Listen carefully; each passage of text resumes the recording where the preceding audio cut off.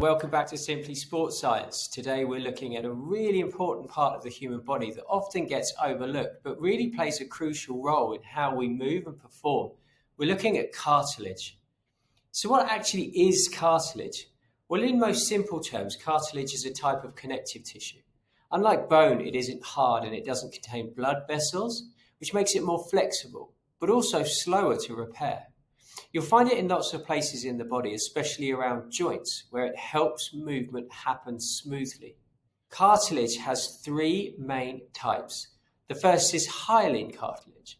This is the most common type, and it's found at the ends of bones in our joints, as well as in the nose, trachea, and ribs. Its main role is to reduce friction and act like a cushion, stopping bones from grinding together. Next is fibrocartilage. This is a much tougher and stronger cartilage found in areas that need to really absorb shock, like in between the vertebrae in your spine or in the meniscus in your knee. And finally, there's elastic cartilage, which, as the name suggests, is more flexible. You'll see it in places like your ears and in the epiglottis, where flexibility is essential. Now, why does this matter in sport and physical activity? Well, cartilage is central to protecting our joints during movement. Imagine running or jumping.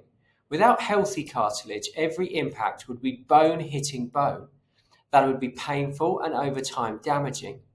Athletes often suffer from cartilage injuries like meniscus tears in the knee, for example.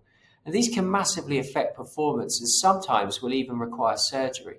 So keeping cartilage healthy through good training habits, strength work, and recovery strategies is really essential to us as sportsmen.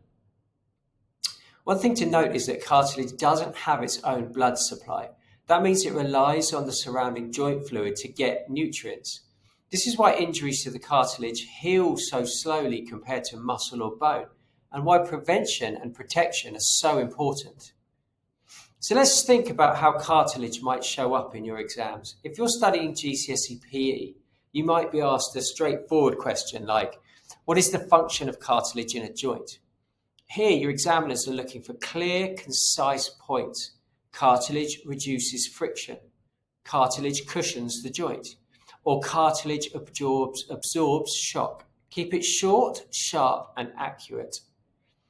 Then at A-level, the questions will go deeper. You might get asked something like, explain the role of cartilage in the performance of a particular type of athlete.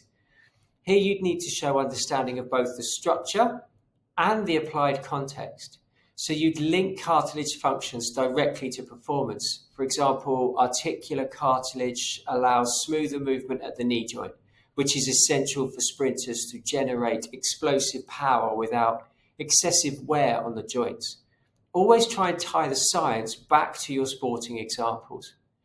And for those of you that are studying IB sports courses, the expectation will just step up again. Questions may ask you to evaluate the role of cartilage in maintaining musculoskeletal function.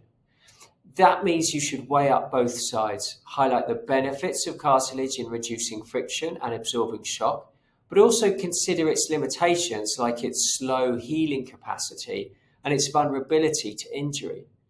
Ensure you use technical vocabulary, link it to anatomical examples, and show that you understand not just what cartilage does, but how it contributes and sometimes limits performance. So across all levels, the key to exam success is tailoring your answer. GCSE, you need to be clear and concise. A-level, you need to make sure that you're applying your answers to performance.